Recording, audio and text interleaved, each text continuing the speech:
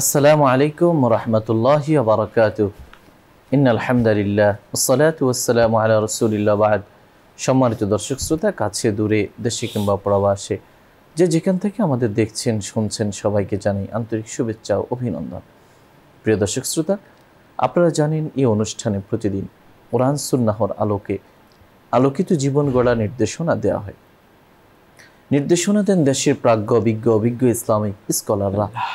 সে ধারাবাহিকতায় আজও আমরা আমন্ত্রণ জানিয়েছি দেশের একজন বিশিষ্ট ইসলামী চিন্তাবিদকে। আজ আমাদের সঙ্গে যোগ দিয়েছেন বিশিষ্ট লেখক, গবেষক এবং নেসারিয়া কামিল মাদ্রাসা ঢাকার সম্মানিত মহাপরিচালক মুফতি শরীফ মোহাম্মদ আবু হানিফ। আসসালামু আলাইকুম রহমতুল্লাহ। ওয়ালাইকুম আসসালাম রহমতুল্লাহি ওয়া বারাকাতুহু। মোহতারাম, কেমন আছেন? আলহামদুলিল্লাহ, আপনি ভালো আছেন? আলহামদুলিল্লাহ। প্রিয় দর্শক শ্রোতা, আজ আমরা যে বিষয়ে কথা বলবো সেটি হলো ইসলামে সহজীকরণ ও কষ্ট লাঘব নীতি। ইসলাম এমন একটি ধর্ম যা একেবারেই মানুষের স্বভাবের সঙ্গে সামঞ্জস্যপূর্ণ। মানুষকে আল্লাহ রাব্বুল আলামিন তার সাধ্যের বাইরে কোনো বিধান মানুষের উপর অর্পণ করেন। কখনো কখনো কোনো কঠিন বিধান দেওয়া হলেও মানবীয় দুর্বলতা এবং সীমাবদ্ধতার কথা বিবেচনা করে মহান আল্লাহ রাব্বুল আলামিন সেই বিধানের ভিন্নতা এবং সেই বিধানের জন্য অল্টারনেটিভ অপশন, তার জন্য বিকল্প ব্যবস্থা তিনি রেখেছেন। তিনি মূলত দেখেন কারা আল্লাহর আদেশ পালনে তৎপর এবং কারা উত্তম আমলটি করে থাকে। এক্ষেত্রে কখনো কখনো বাহ্যিক কাঠামো, ইবাদতের যে কাঠামো, সেটাকে পরিবর্তন করে হলেও মানুষের জন্য সহনীয় এবং মানুষের তার সার্বিক অবস্থার সঙ্গে সামঞ্জস্যপূর্ণ বিধান আল্লাহ তাআলা দান করে থাকেন। একেবারেই মৌলিক ইবাদতগুলো থেকে শুরু করে সামাজিক, অর্থনৈতিক, এমনকি আমাদের লেনদেনগত আমাদের যে সামাজিকরণ রয়েছে, ইসলামের যে ইবাদত, এই সব কিছুর মধ্যেই সহজীকরণ রীতিকে ফলো করা হয়েছে, অনুসরণ করা হয়েছে। এটা শুধু থিওরিক্যাল জায়গা থেকে নয়, বরং নবী করিম সাল্লাল্লাহু আলাইহি ওয়াসাল্লাম তার প্র্যাকটিক্যাল এবং প্রায়োগিক জায়গা থেকে সেটা দেখিয়েছেন কিভাবে বিধানগুলোকে বিভিন্ন স্তরে মানুষের দুর্বলতা এবং সীমাবদ্ধতার কথা বিবেচনা করে সহজ করে দেওয়া হয়েছে। তো আমরা সেই জায়গাগুলো খোঁজার চেষ্টা করব। পাশাপাশি ইসলাম কতটা একেবারেই মানুষের জীবন ঘনিষ্ঠ ধর্ম এবং মানুষের জন্য উপকারী ধর্ম, এবং এটা যে আল্লাহ প্রদত্ত ধর্ম, তার একটি নমুনা এবং দৃষ্টান্ত হলো আজকের আলোচনা, যেখানে আমরা শুনবো আমাদের সম্মানিত অতিথির কাছ থেকে ইসলামের সহজীকরণ নীতি এবং কষ্ট লাঘব সম্পর্কে ইসলামের যে চিন্তাধারা সে বিষয়ে। আলহামদুলিল্লাহ, নাহমাদুহু ওয়া নুসাল্লি আলা রাসূলিহিল কারীম, আম্মা বাদ। সম্মানিত বিজ্ঞ উপস্থাপক, আজকে আমাদের সামনে যে বিষয়টির অবতারণা করেছেন তা ইসলামের বাস্তব একটি মহান বৈশিষ্ট্যের দিক উন্মোচিত হয়েছে। আল্লাহ সুবহানাহু ওয়া তাআলা তার আপন মহিমায় তিনি উদ্ভাসিত। আল্লাহ পাক দয়া করে আমাদের কাছে পরিচয় দিয়েছেন এবং তিনি আমাদের জন্যে পবিত্র ইসলাম ধর্মটিকে পছন্দ করেছেন। আল্লাহ তাআলা এই ইসলাম ধর্মটিকে মানব জীবনের প্রয়োজনীয় সকল দিক কাভার করতে পারে এমন একটি পরিপূর্ণ দিন হিসাবে আল্লাহ পাক আমাদেরকে দিয়েছেন। এবং আল্লাহ বলেছেন, ইন্নাদ-দীনা ইনদাল্লাহিল ইসলাম, যে আল্লাহর কাছে তোমাদের জন্যে গ্রহণযোগ্য দিন হচ্ছে একমাত্র ইসলাম। এই ইসলাম ধর্মটি একটি সম্পূর্ণ ধর্ম। একজন মানব শিশু তার দোলনা থেকে কবর পর্যন্ত যতগুলো দিক তার বিচরণ হবে, যতগুলো বিষয় তাকে মোকাবেলা করতে হবে, প্রত্যেকটি স্তরে প্রত্যেকটি বিষয়ে তার পদে পদে জীবনের বাঁকে বাঁকে ইসলামের সুনিপুণ সাবলীল দিক নির্দেশনা রয়েছে। ইসলামের দিক নির্দেশনাগুলো বোঝার জন্যে আল্লাহ রাব্বুল আলামিন আমাদেরকে পবিত্র কোরআনুল কারীম দান করেছেন। আর এই কোরআনুল কারীম প্রত্যেকটি মানুষের জন্য আল্লাহ পাক উন্মুক্ত করে দিয়েছেন এবং সহজতর করে দিয়েছেন। আল্লাহ পাক বলছেন, ওয়ালাকাদ ইয়াসসারনাল কুরআনা লিযিকরি ফাহাল মিন মুদ্দাকির, যে আমি তোমাদের জন্য কোরআনকে সহজ করে দিয়েছি, তোমাদের কে আসো এই কোরআনের উপদেশ গ্রহণ করবে। যার কারণে দেখা যায় পবিত্র এই কোরআন এত বিশাল একটি কিতাব, অথচ ছোট্ট একটি মুসলিম শিশু তা মুখস্থ করে ফেলতে পারে। এই কোরআন পৃথিবীর যে কোনো ভাষাভাষীর মানুষ বোঝার জন্য উন্মুক্ত, এবং কোরআন পড়া, কোরআন বোঝার ক্ষেত্রে কোনো বর্ণ বৈষম্য নেই, কোনো গোত্র বৈষম্য নেই, শ্রেণী বৈষম্য নেই। অর্থাৎ এক কথায় আল্লাহ রাব্বুল আলামিন প্রত্যেকটি মানুষের জন্য এই কোরআন উন্মুক্ত করে দিয়েছেন। আর এই কোরআনের পাতায় পাতায় আল্লাহ পাক তার নিজের পরিচয়টা এত সাবলীলভাবে তুলে ধরেছেন যে আমরা কোরআনের মাধ্যমে আল্লাহ পাককে অতি সহজে চিনতে পারি, যেটা পৃথিবীর আর কোনো ধর্মে এত সাবলীলতা নেই।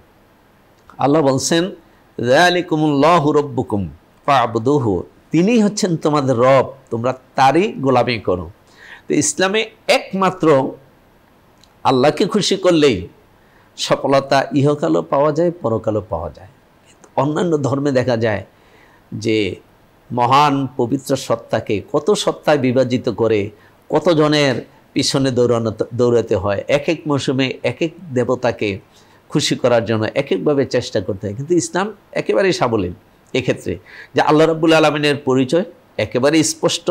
আকাশের দিকে তাকালে, জমিনের দিকে তাকালে, চতুর্দিকে তাকালে প্রত্যেকটি বস্তু, প্রকৃতি এক আল্লাহ রাব্বুল আলামিনের পরিচয় দেয়, স্রষ্টার পরিচয় দেয়। আর সেই স্রষ্টাই হচ্ছে আমাদের রব, সে একমাত্র রবের গোলামি করলেই আমাদের জন্য যথেষ্ট। ইসলামের এই যে চিন্তাটা, এবং এই চিন্তাটার উপরেই কিন্তু আল্লাহ পাক মানব শিশুকে সৃষ্টি করেছেন। আমাদের পেয়ারা নবী মুহাম্মদ রাসূলুল্লাহ সাল্লাল্লাহু আলাইহি ওয়াসাল্লাম ইরশাদ করেছেন, কুল্লু মাউলিদিন ইউলাদু আলাল ফিতরাত, যে প্রত্যেকটি মানব শিশু আল্লাহ রাব্বুল আলামিন যে দিন দিয়েছেন আমাদেরকে, যে ধর্ম দিয়েছেন ইসলাম, ইসলামের যাবতীয় বৈশিষ্ট্যগুলা তার মধ্যে আল্লাহ পাক প্রোগ্রাম দিয়েই মানুষ শিশুটিকে পৃথিবীতে পাঠান। মা বাবার কারণে, পরিবেশের কারণে, সামাজিকতার কারণে ভিন্ন ধর্মে সে বড় হওয়ার পরে যায়, কিন্তু ইসলামের যে চরিত্রগুলোর কথা বলা হয়েছে, যে বৈশিষ্ট্যগুলোর কথা বলা হয়েছে, সততা, মায়া, মমতা, ভালোবাসা, প্রীতি, আমানতদারি, এই সব কিছু কিন্তু মানব শিশু কিন্তু আল্লাহ পাক নিহিত করে রেখেছেন। এই জন্য মানব শিশু কিন্তু মিথ্যায় অভ্যস্ত হয় না, তাকে মিথ্যায় অভ্যস্ত করতে হয় বিনয়, নম্রতা সব কিছু দিয়ে। তা আল্লাহ রাব্বুল আলামিন যেই বৈশিষ্ট্যগুলা মানব প্রকৃতির সাথে জন্মগতভাবে আছে, সেই বৈশিষ্ট্যগুলোই কিন্তু ইসলাম লালন করে, অন্য কোনো কঠিন বিধান তার উপরে চাপিয়ে দেন না। তারপরে আল্লাহ রাব্বুল আলামিনের যে ইবাদত, ইসলামের যে শরীয়ত, এখানে তো কিছু আছে ইবাদত আর আছে কিছু আছে মুআমালাত, মুআশারাত। তো এই ইবাদত হচ্ছে বান্দা এবং আল্লাহর মাঝে যে সম্পর্ক।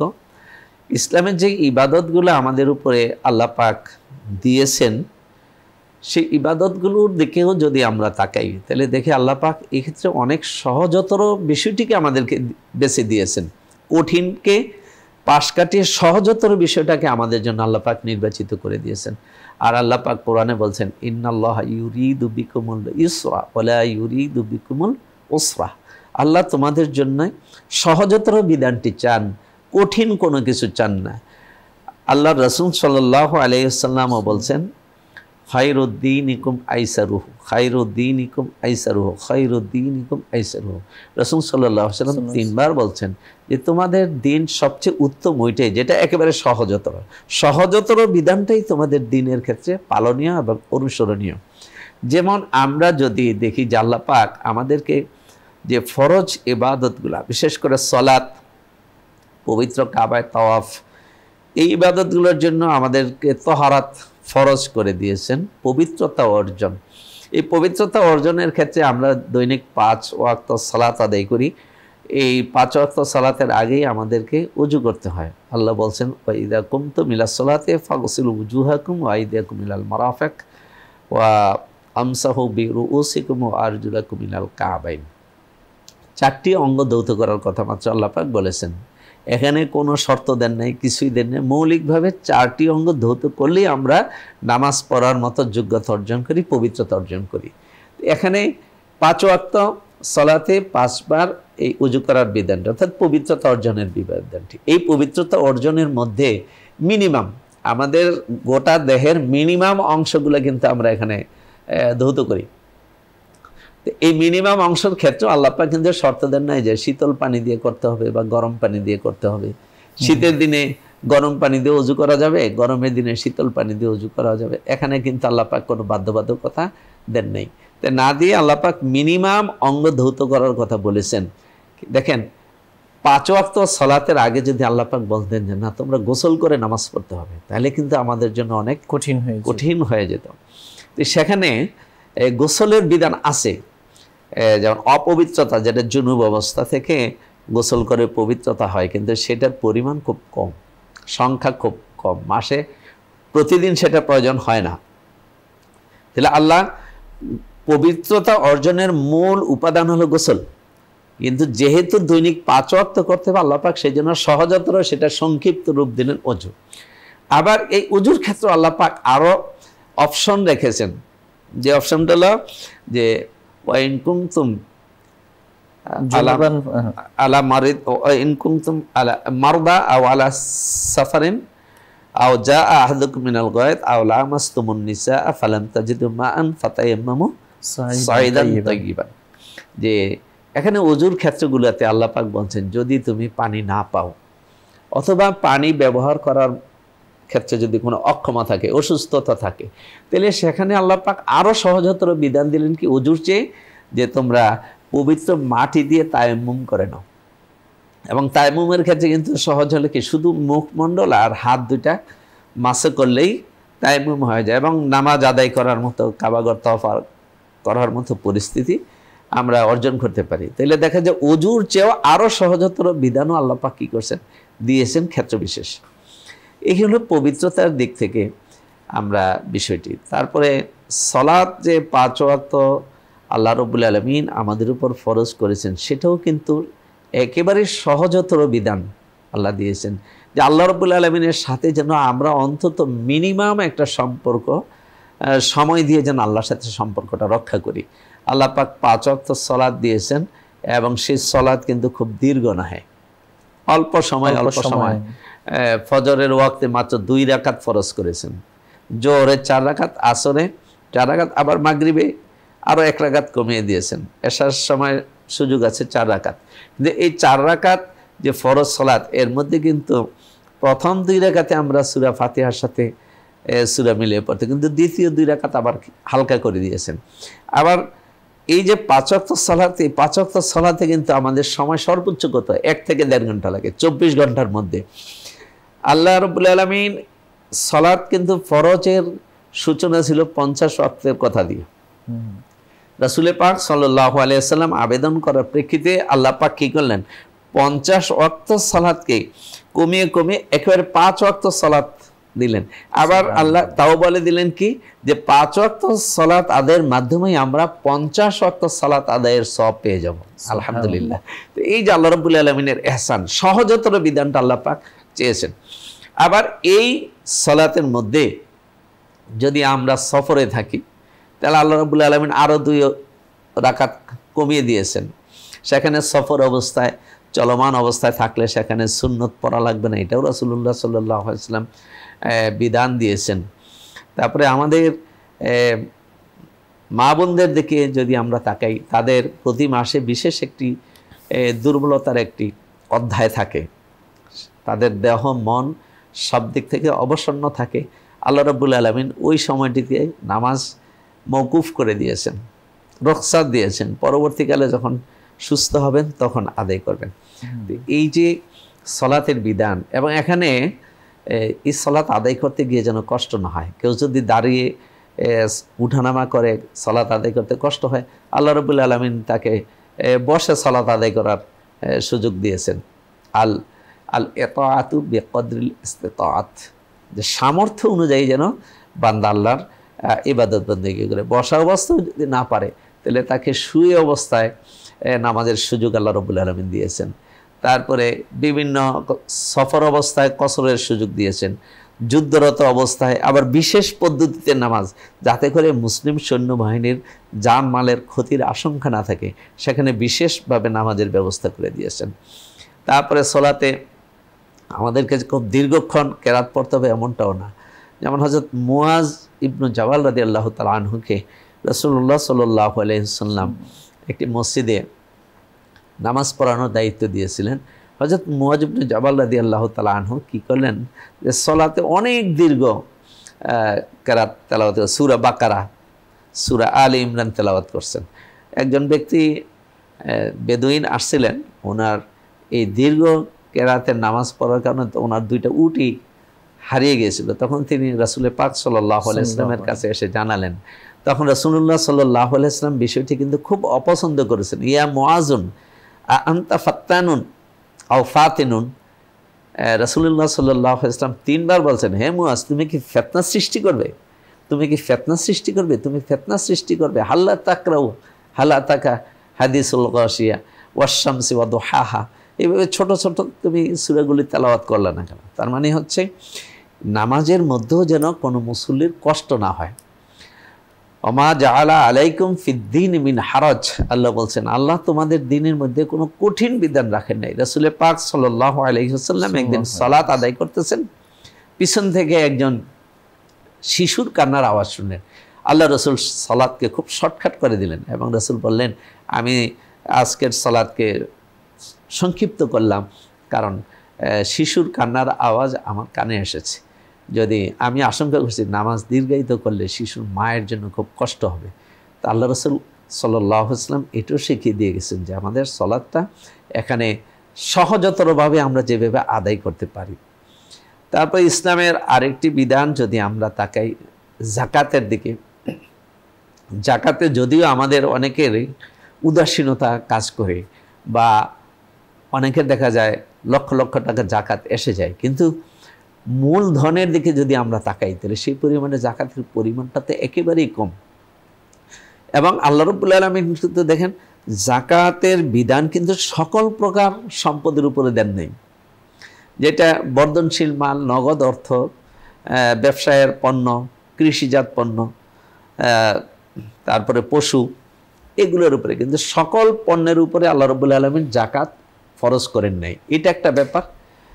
আরেকটা হলো যাকাত যে পরিমাণটা ধার্য করছেন আল্লাহ, সেটা একেবারেই নিতান্ত কম, মাত্র 2.5%।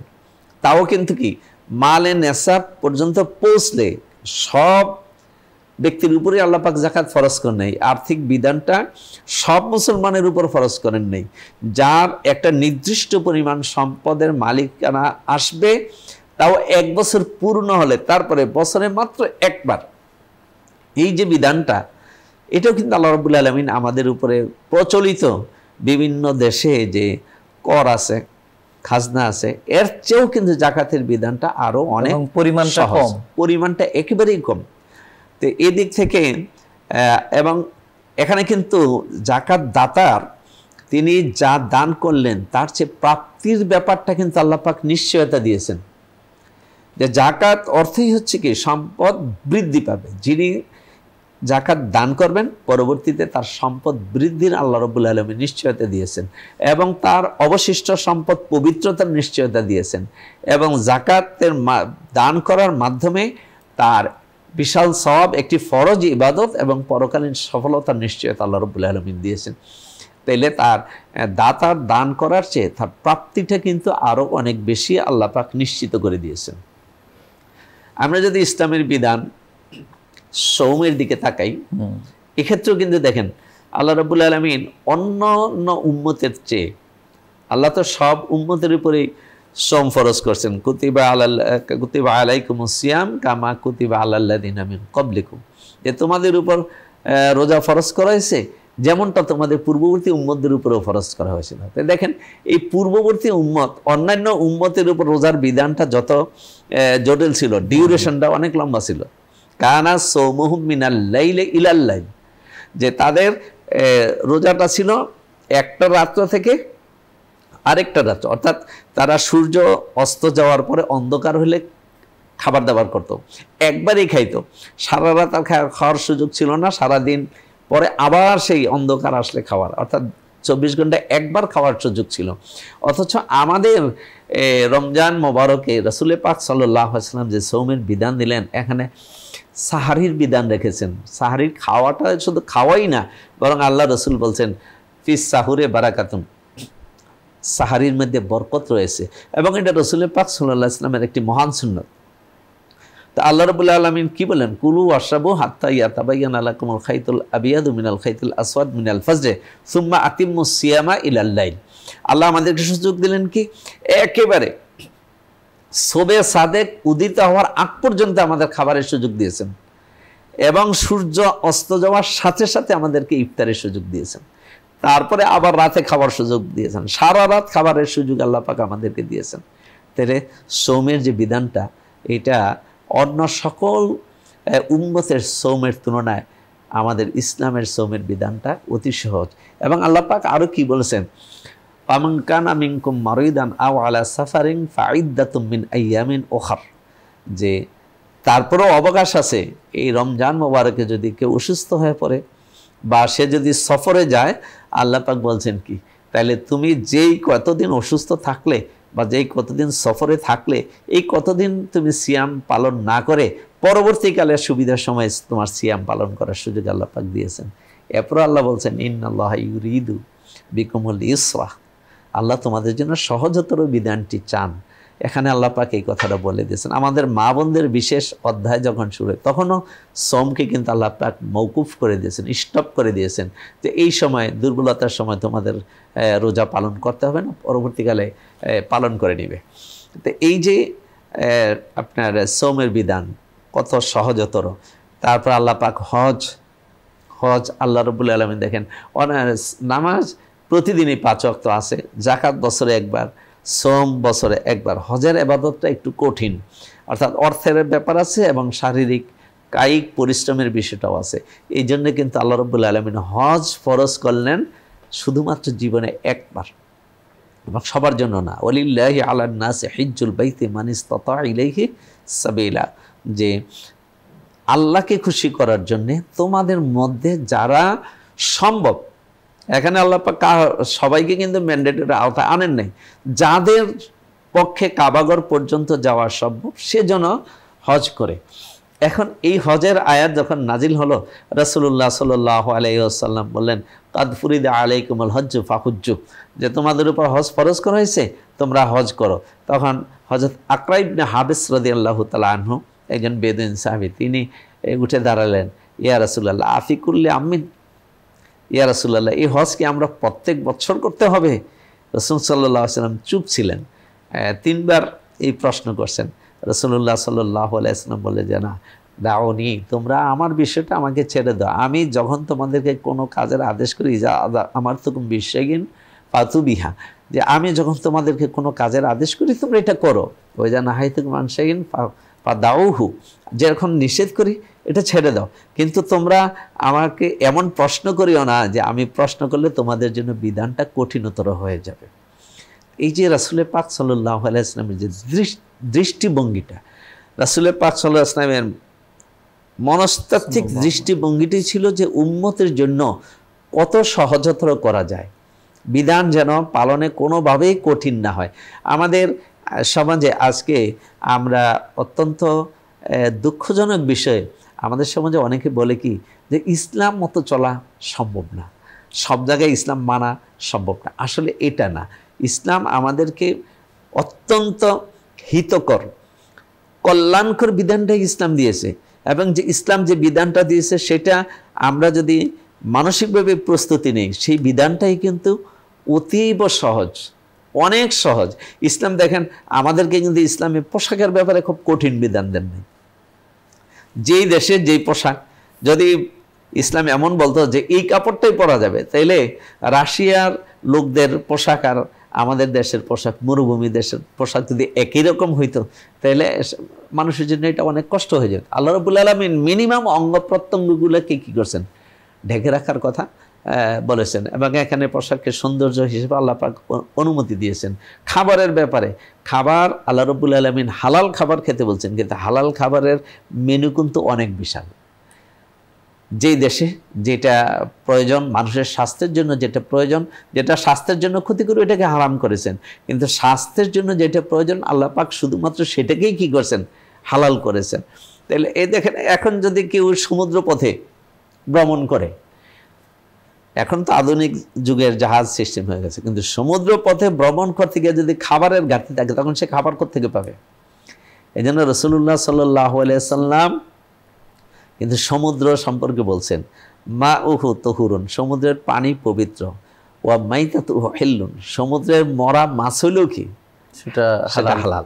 তাহলে সেখানে যদি এটা কেন করা হলো, যে সমুদ্রের সফরের মধ্যে যদি কোনো খাবারের ঘাটতি হয়, ওই ব্যক্তি যেন সেখান থেকে খাবার যেটা পাবে, সমুদ্রের মাছ যদি এটা মরে ভেসেও যায় তখন সেটা সে কি করতে পারবে, খেতে পারবে।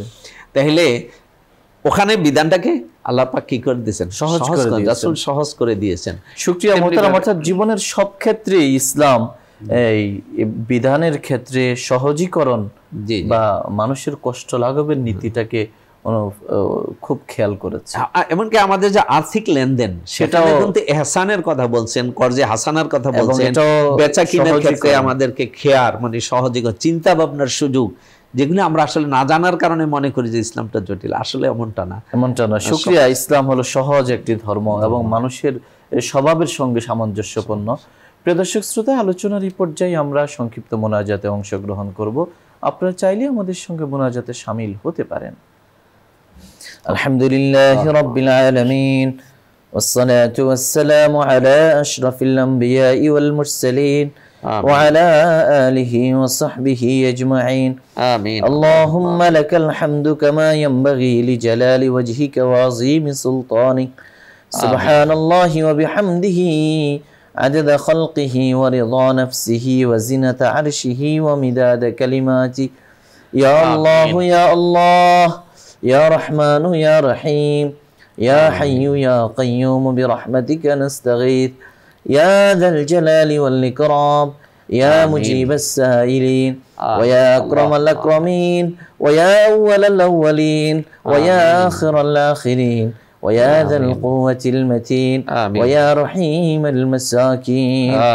ربنا آتنا في الدنيا حسنة وفي الآخرة حسنة وقنا عذاب النار. آمين. اللهم إنا نسألك حبك وحب نبيك والعمل الذي يبلغنا حبك. اللهم إنا نسألك من خير ما سألك منه نبيك وحبيبك محمد صلى الله عليه وسلم. آمين. ونعوذ بك من شر ما استعاذك منه نبيك وحبيبك محمد صلى الله عليه وسلم. آمين. আল্লাহ আপনি আমাদের সবাইকে কবুল করুন। আমিন। আল্লাহ আমাদের জীবনের গুনাহ খাতা আপনি মাফ করে দিন। আমিন। আল্লাহ আল্লাহ যখন থেকে বুঝ হয়েছে, জানা অজানা, ইচ্ছায় অনিচ্ছায়, প্রকাশ্যে গোপনে, দিনের আছে আলোতে অন্ধকারে আমাদের মাধ্যমে অনেক গুনাহ হয়ে গেছে। আল্লাহ এই পরিণত বয়সে জীবনের এই পড়ন্ত বেলায় আপনার শাহী দরবারে আল্লাহ দুহাত খানা উত্তোলন করে আমরা তওবা করছি, আমরা অনুতপ্ত হচ্ছি, আমরা লজ্জিত। আল্লাহ আল্লাহ আমরা আপনার নবী করিম আপনার প্রিয় হাবিব যেভাবে আল্লাহ তওবা করতে বলেছেন, অনুতপ্ত হতে বলেছেন, আল্লাহ সেইভাবেই আমরা আমাদের সাধ্য মোতাবেক আপনার কাছে আমাদের অক্ষমতার কথা, আমাদের দুর্বলতার কথা প্রকাশ করে আমরা তওবা করছি। আপনি আমাদেরকে ক্ষমা করে দিন, আমাদেরকে মাফ করে দিন। আল্লাহ আমাদের রাফঈ দরজাত করে দিন। আল্লাহ গুনাহের দুর্গন্ধ থেকে আমাদের দেহকে পবিত্র করে দিন। আল্লাহ আপনি আমাদের চরিত্রকে ভালো করে দিন, আমাদের অন্তরকে পরিশুদ্ধ করে দিন, আমাদেরকে কলবে সেলিম দান করুন। আল্লাহ আমাদের রিজিকের প্রশস্ততা দান করুন, ইজ্জত ওয়ালা জিন্দেগি দান করুন, দোষ ত্রুটি ঢেকে দিন। আল্লাহ আমাদের অঙ্গ প্রত্যঙ্গকে আমাদের পক্ষে আল্লাহ আমাদের অঙ্গ প্রত্যঙ্গকে আমাদের পক্ষে সাক্ষ্যদানকারী বানিয়ে দিন। আমিন। আল্লাহ আমাদের হিসাব নিকাশ সহজ করে দিন। আমিন। আমাদেরকে জান্নাতি মানুষ বানিয়ে দিন। আমিন। জান্নাতি কাফেলার মিছিলে শামিল করে দিন। আল্লাহ আল্লাহ মাহে রবিউল আউয়াল, আল্লাহ চারিদিকে নবী প্রেমের আল্লাহ যে জোয়ার বইছে, আল্লাহ আল্লাহ আপনার নবীর ভালোবাসায় আমাদের অন্তরকে ভরপুর করে দিন। আমিন। নবীর সুন্নাহের আলোকে, কোরআনের আলোকে উম্মাহকে সঙ্গে নিয়ে জীবনকে পরিচালিত করবার তৌফিক দান করুন। আল্লাহ আমাদের শুভাকাঙ্ক্ষী, হিতাকাঙ্ক্ষী, আপনজন, প্রিয়জন, বন্ধু বান্ধব যাদের ইহসান অবদান আমাদের উপর আছে, তাদের মধ্যে যারা ইন্তেকাল করেছেন তাদের কবরকে এক টুকরো জান্নাত বানিয়ে দিন। আল্লাহ তাদেরকে মাফ করে দিন। আমিন। যারা জীবিত আছেন নেক হায়াত দান করুন। আমিন। যারা জীবিত আছেন তাদেরকে নেক হায়াত দান করুন। আমিন। সুস্থতার নিয়ামত দান করুন। আমাদের আমিন। দাম্পত্য জীবনকে সুখময় করে দিন। আল্লাহ। আমাদের অর্থনৈতিক জীবনকে আল্লাহ আল্লাহ আপনি হালাল অর্থনীতির সঙ্গে যেন আমরা থাকতে পারি তৌফিক দান করুন। আমিন। আপনার নবী পাক সাল্লাল্লাহু আলাইহি ওয়াসাল্লাম যে সহজীকরণ নীতির কথা বলেছেন, আল্লাহ আপনি কোরআনে বারবার বলেছেন আপনি সহজ করে দিয়েছেন, আপনি সহজ চান।